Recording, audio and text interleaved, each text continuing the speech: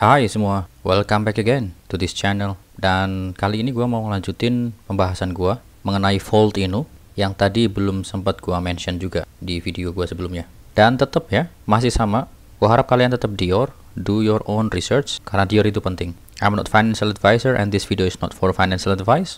Please do your own research. Dan sekedar mengingatkan bahwa bermain koin micin itu sangat besar resikonya. Of course, kalau misalkan lagi ngepam bisa tinggi banget, bisa cuan berkali-kali lipat, tapi kalau udah ngedam bisa ambiar sehampir-hampirnya dan susah buat balik lagi. Intinya tetap bijak dalam bertrading. Oke, untuk mengawali pembahasan ini, gua mau sedikit ngejawab pertanyaan yang ada di video gua sebelumnya, yaitu apa sih bedanya Vault Inu versi 1 dan versi 2. Sebenarnya kalau kita ngomongin bedanya, itu gak penting-penting banget sih menurut gua loh ya. Tapi yang penting adalah alasan kenapa token ini dimigrasikan dari versi 1 ke versi 2. Itu yang menurut gua penting di sini.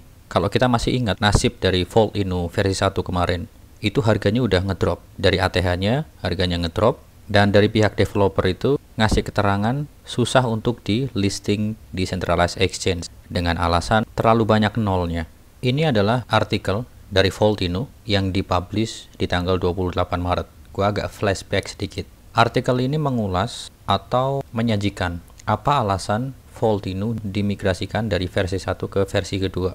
Kalian bisa baca sendiri karena ini pun juga udah sempat gua bahas di video gua sebelumnya. Gua langsung ambil poin pentingnya saja ya. Pertama, migrasi ini mengakibatkan hilangnya 9 nol. Yang tadinya nolnya ada banyak sekali, habis itu dikurangin 9 nol di belakang koma. Kemudian ada poin di situ dituliskan new features and major benefits of the migrations, atau fitur baru dan keuntungan besar dengan adanya migrasi ini. Contohnya di paragraf pertama, centralized exchange listings. Centralized exchange adalah alasan dan manfaat utama dari migrasi ini. Selanjutnya, fakta bahwa harga kami saat ini memiliki 19 desimal menyebabkan banyak masalah bagi banyak centralized exchange yang bersedia mendaftarkan kami tetapi tidak dapat melanjutkan karena masalah teknis. Oleh karena itu, dengan menghilangkan 90 atau desimal dari harga kami, itu akan menempatkan kami pada posisi yang sempurna untuk terdaftar dari sudut pandang teknis pada semua centralized exchange yang ada.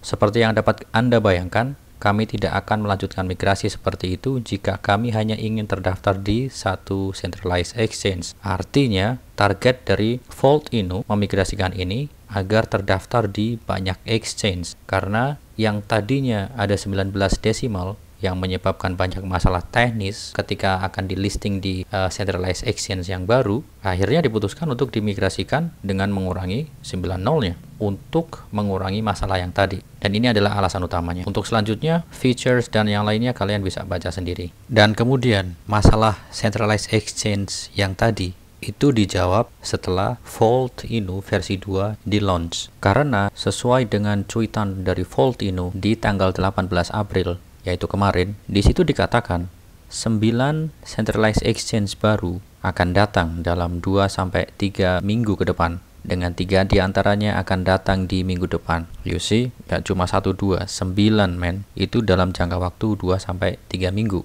Artinya at least bisa lah ngasih nafas lah ya. Jadi pasti nanti akan naik turun dan well, bagus lah buat di scalping ya kan. Kalau kalian yang mau holding ya silakan di holding. Kalau yang mau scalping ya silakan di scalping.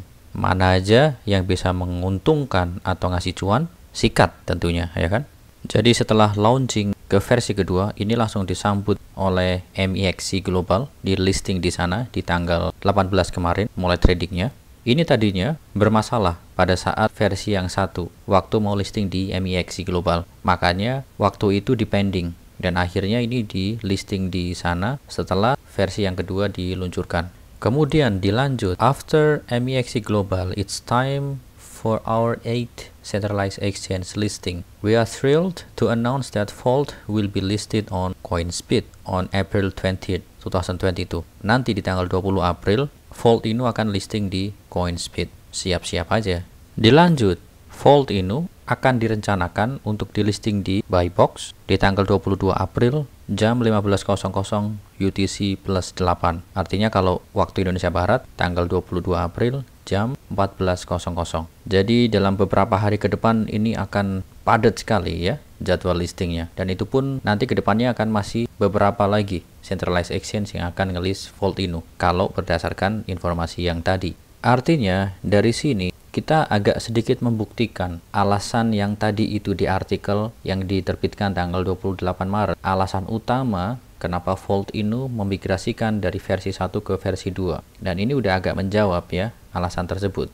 Selain itu pula, di sini dikatakan untuk merayakan suksesnya migrasi, mereka akan melanjutkan $100.000 buyback and burn on the chain that removes a zero first. Kan ini terdaftar di dua jaringan, Ethereum dan Binance Smart Chain.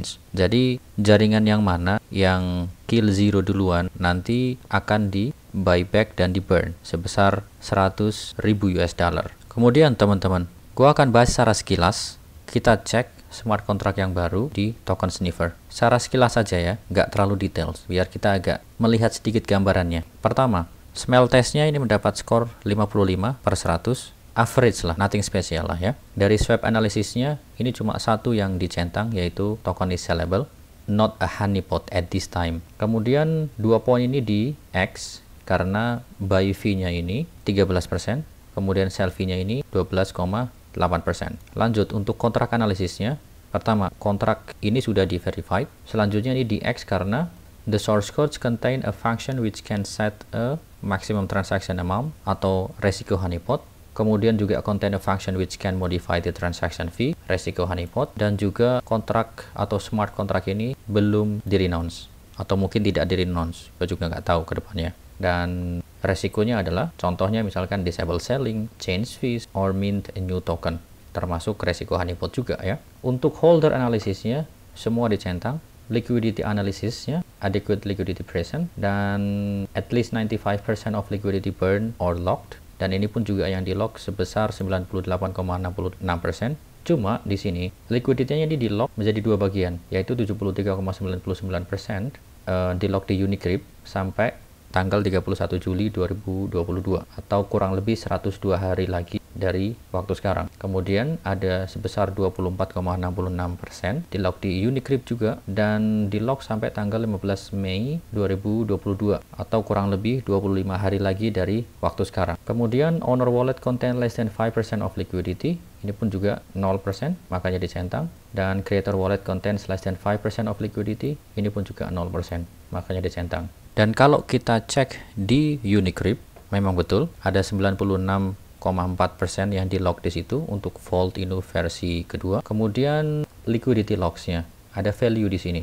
Yang pertama 2 juta sekian US dollar di lock sekitar 3 bulan ke depan sampai tanggal ini 31 Juli 2022 jam sekian. Kemudian untuk yang bagian kedua sebesar 800.000 sekian US dollar, ini kurang lebih 1 bulanan ya, kayak yang tadi di token sniffer sekitar 25 hari dari waktu sekarang atau sampai tanggal 15 Mei tahun 2022 jam sekian. Dan nanti kita akan melihat apakah akan ada informasi ketika mendekati unlock date ini akan di relock lagi atau tidak. Dan sebagai investor, kalian para holdernya harus mempertimbangkan hal seperti ini juga ya. Karena ketika liquidity-nya tidak di-lock, itu ada resiko untuk rug pull. Sekali lagi gua katakan resiko rug pull. Oke lah teman-teman, mungkin itu untuk pembahasan kali ini. Sekali lagi, tetap harus hati-hati. Yang mau holding jangka panjang silakan holding jangka panjang, yang mau scalping silakan scalping. Yang penting cuan. Tentunya kedepannya jika ada informasi lebih lanjut, kita juga akan bahas Volt Inu lagi. Karena memang token ini sedang hype di luar sana. Nggak tahu ya kalau di dalam negeri apakah banyak yang ngehold token ini atau tidak, gua juga nggak begitu update. Tapi kalau misalkan di luar sana memang lagi hype. Gue ucapkan terima kasih banyak yang udah nonton video ini dari awal sampai akhir. Really appreciate you guys. Gua selalu menyarankan ke kalian untuk tetap dior or do your own research karena itu sangat penting. Gua akhiri, gua Setiawan undur diri. Keep safe, keep healthy. Don't forget to take a profit. Peace. Bye guys.